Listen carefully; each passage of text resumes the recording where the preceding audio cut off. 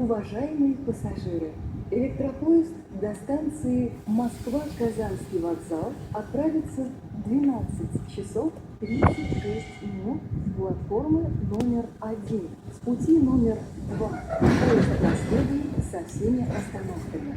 Электропоезд до станции Москва-Казанский вокзал отправится в 12 часов 36 минут с платформы номер 1. С пути номер 2 поезд